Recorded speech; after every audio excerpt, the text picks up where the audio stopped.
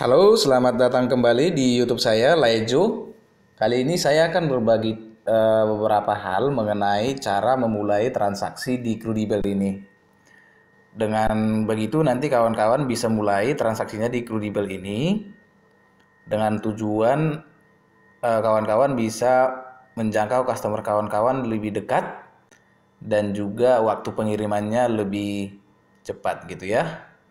Dengan kita dengan kita membuka beberapa gudang di beberapa kota misalnya di beberapa pulau ya, di Pulau Sumatera satu gudang, di Jakarta satu gudang, Pulau Jawa misalnya, terus pulau di Kalimantan misalnya satu gudang, di Sulawesi misalnya satu gudang. Nah, dengan seperti ini kita kan bisa menjangkau customer kita lebih dekat dan juga pengirimannya bisa lebih cepat. Contoh nih, di Jakarta, saya kirim paket hari ini, besok sudah sampai, meskipun dia menggunakan jasa layanan kurir yang reguler gitu ya. Dengan kita mengeluarkan biaya lebih banyak, tentunya kita mengharapkan hasil penjualan kita akan semakin meningkat gitu ya. Makanya kawan-kawan perlu menggunakan jasa gudang online Crudibel ini.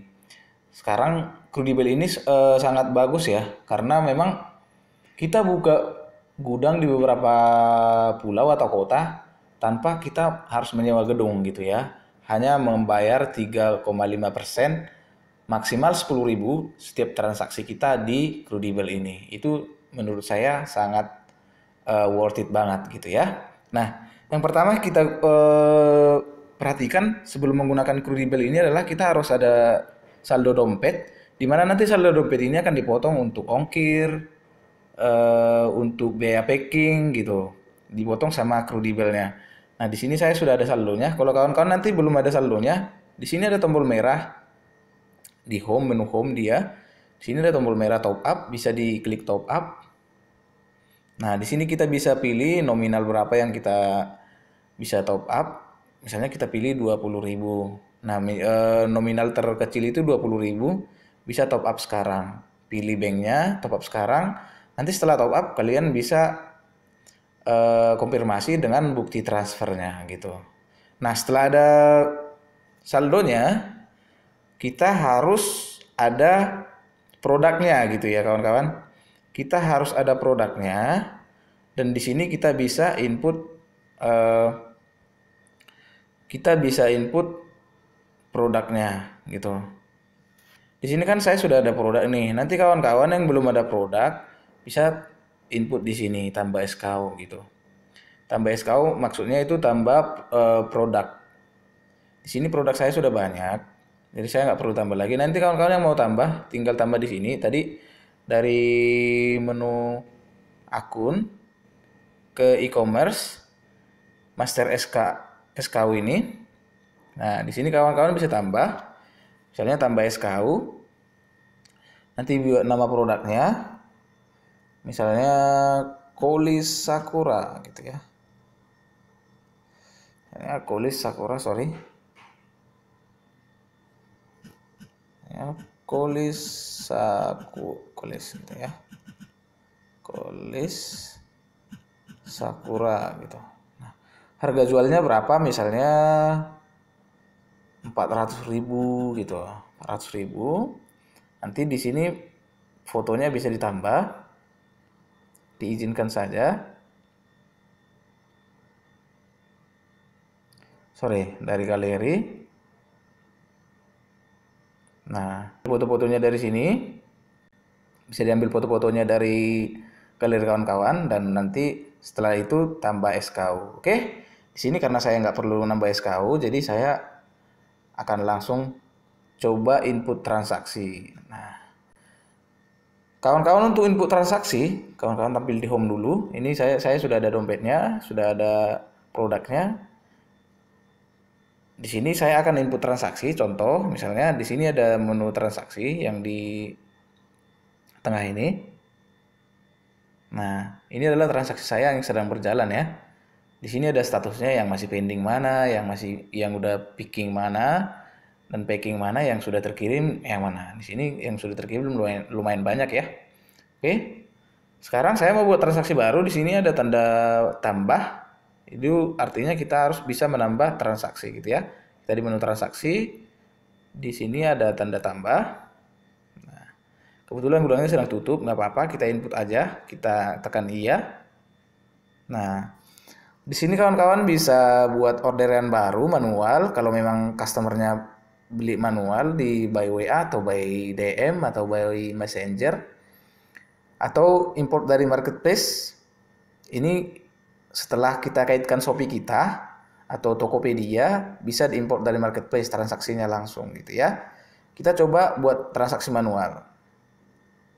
Nah, misalnya sumber penjualannya dari mana, ini bisa dikosongkan, bisa juga di ini. Ini kan Facebook, Instagram, misalnya dari WA, ya udah WA gitu. Atau kita nggak usah pilih. Nah, di sini misalnya dari Facebook kita pilih Facebook. Di sini invoice kita boleh kita masukkan masing-masing. Sorry ya. Oke, tambah. Sorry, kita ulangi. Iya. Buat dispatch order. Oke. Di sini yang kita pilih logistiknya, invoice-nya bisa dikosongin. Atau buat masing-masing, misalnya sesuai invoice kawan-kawan 001 misalnya, sorry.